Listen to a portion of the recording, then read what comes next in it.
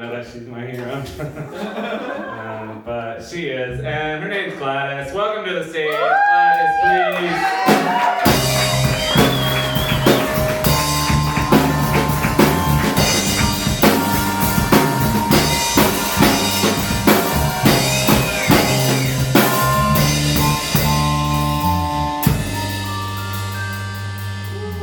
That is so nice. Man. Hi you guys, my name's Gladys. I don't want to bring the general mood in the room down. Because I'm not a one-liner comedian like Mr. Bowen. I don't have a lot of fast-paced shit like Mike. I'm not an award-winning freestyle rapper. Like Jeremy. God, doing this so well. No. I just got a lot of, observations, a lot of questions, really, I would say, of sometimes an existential nature, a political nature, namely among them, at least tonight. My question is, do you guys like Linkin Park? Do you like the band Linkin Park? Like nu metal? Yeah? Nu metal is why you guys started playing music? That's why you picked up? The answer, of course. Those Papa Roach covers you've been playing sound like shit. It's not coming through at all. I honestly, that was going hot when I was in high school. It was going big. But I think music's kind of better now, honestly, because at least with Drake and shit, at least Drake songs, dudes is allowed to have emotions these days. And back then, man, all those Linkin Park songs were just about guys having feelings, but they had to use real tough action verbs to describe the feelings.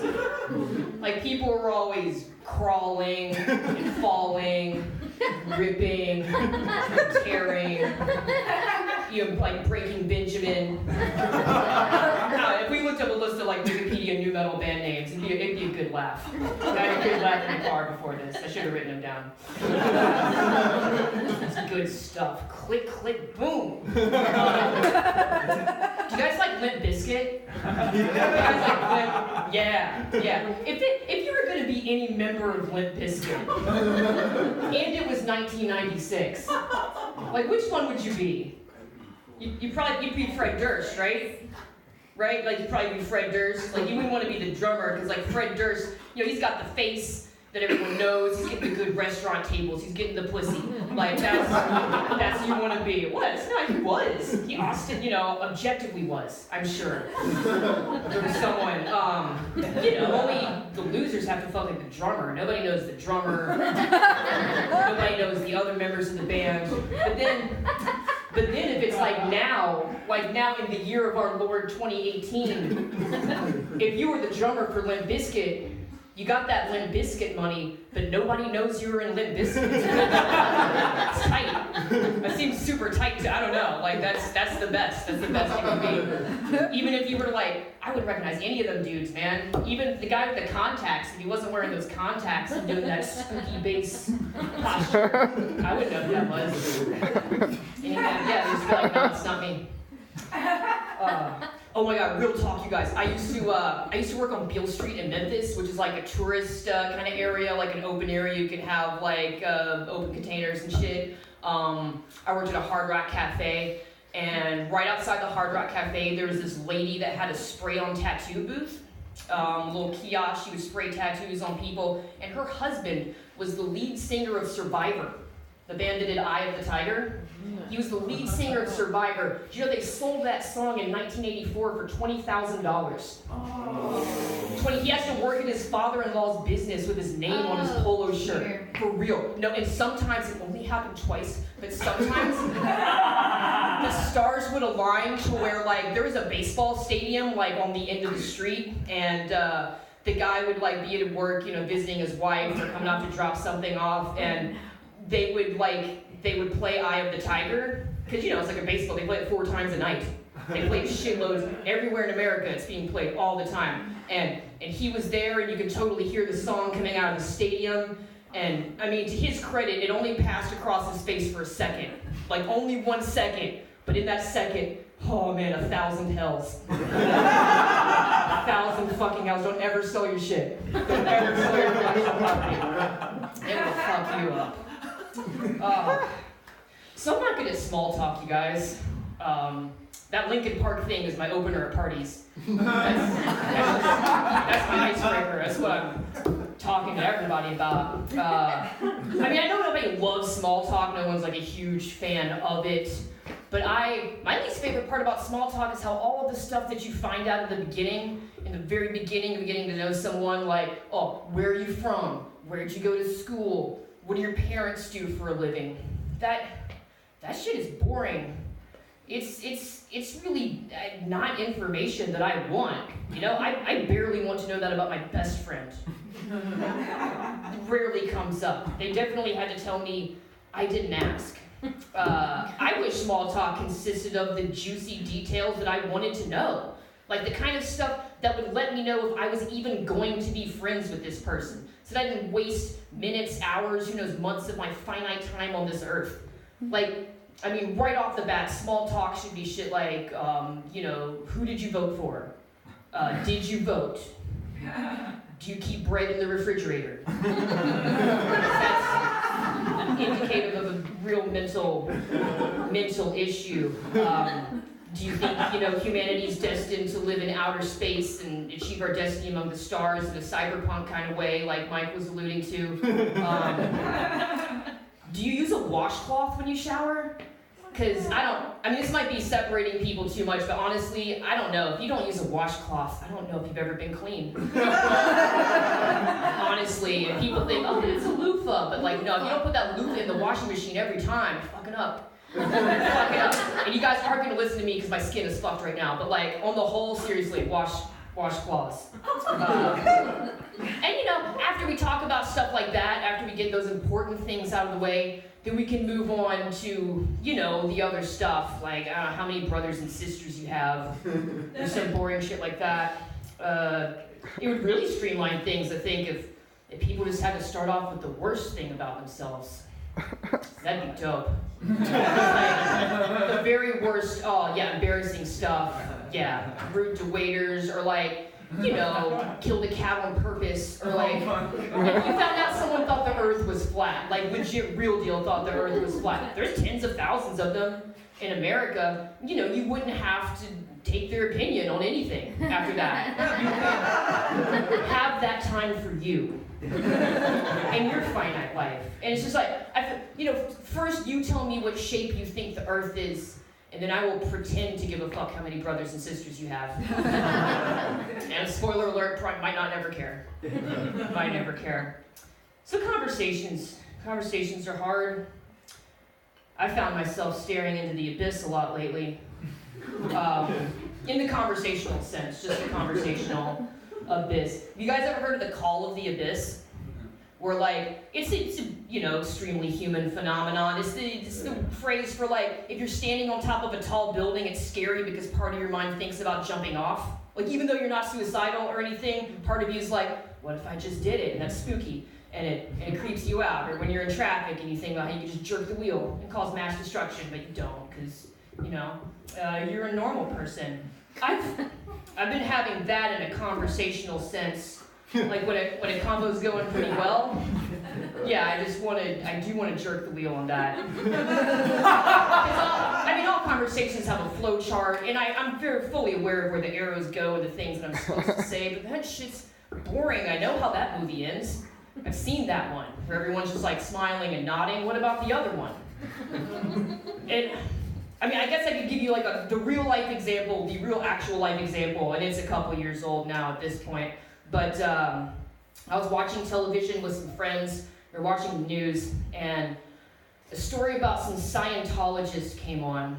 It was a story about some Scientologists who were arrested in Egypt for handing out pamphlets on the street. Because it's an Islamic country, you're not allowed to do that. They were arrested and charged with inciting fear against Islam. And since it was a story about Scientology, they used a picture of Tom Cruise. Naturally, it was like a red carpet picture of Tom Cruise, and it was like his face, and he was doing that scrunched up face, like toothy Tom Cruise grin, like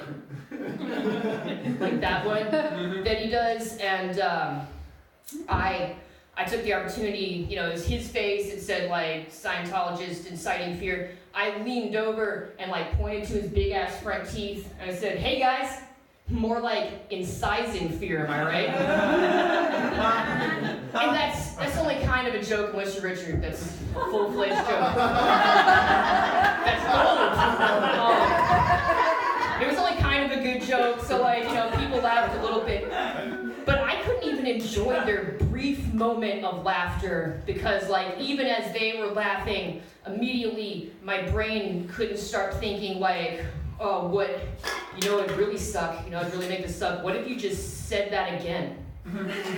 Like right after it gets quiet, just say the thing that made them laugh again.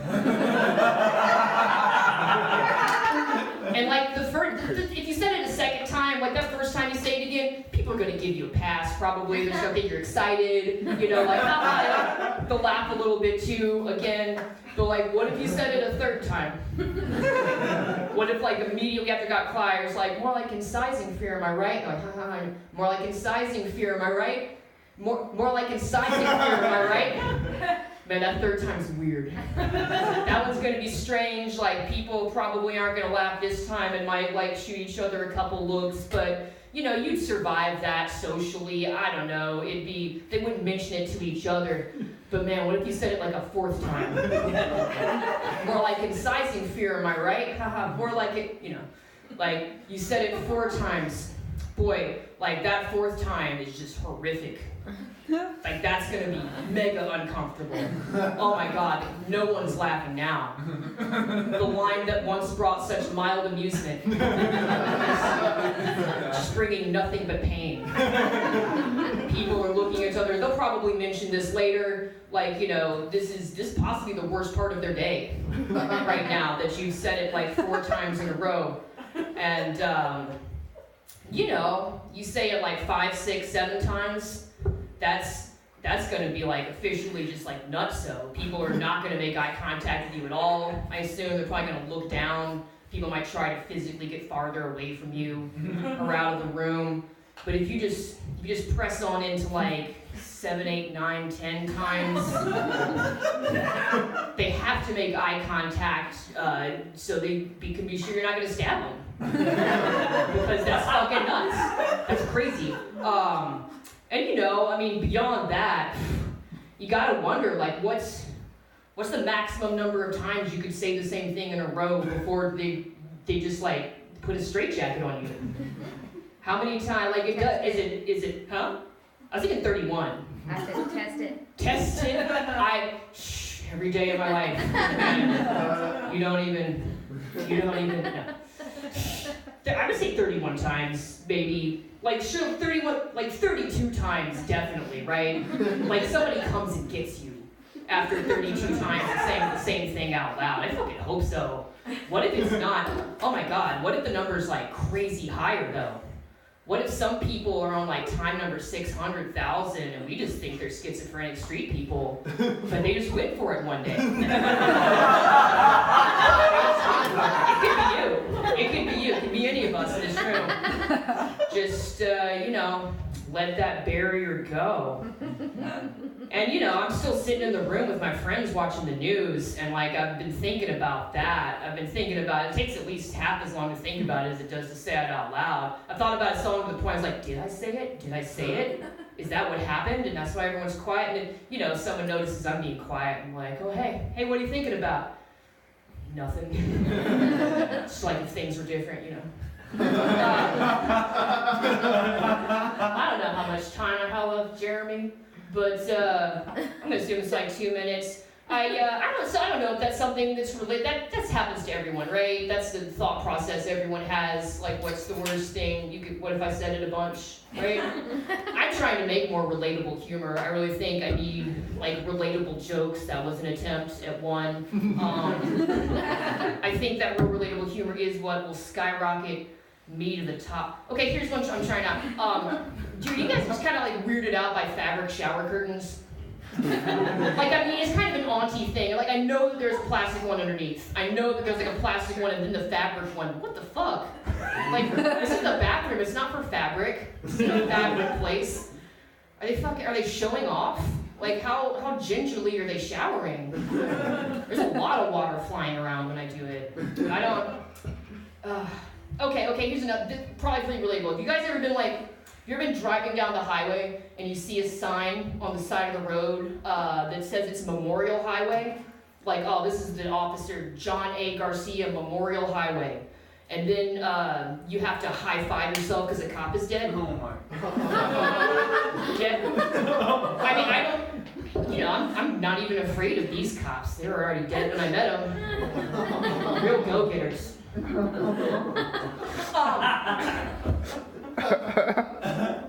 Here's one's probably pretty relatable. When you ask someone what kind of dog they have, like my friend's got a mixed breed dog, and people are always asking us, what kind of dog is that? And when I ask people that sometimes, or hear someone ask it, I would actually never ask it, I don't care. But when I hear people ask what kind of dog it is, people respond with like, oh, it's an Akita Husky Wolf mix with some Schnauzer and Terrier. No, do you want to hear that much? I just want like 2. I just want 2 dog breeds. Maybe 4. I feel like definitely that 5th one. You want all of the dog breeds? Minimum. Yeah, the minimum, right. I didn't ask. Some people just push on into like 5 and 6. That's crazy. Nobody wants number 5, I don't think. Fuck, there's too much information about the dog. And on the same token, what about like, I hate it when white people are telling you about their heritage and they just use like too many of them. Like I'm Dutch, Irish, German on my dad's side. Like a dude who was born in this country and his parents were born here, going back like 6 generations, is like, yeah, I'm Dutch, Irish, German, my mom's side, and Norwegian. But nope, shut up. Like no one cares. Stop it 2. Please stop it 2. Maybe 3 at the most. It's always the Irish too. They're always like Dutch Irish or Scotch Irish. Irish people, super proud of that heritage, man. Super fucking proud of that heritage.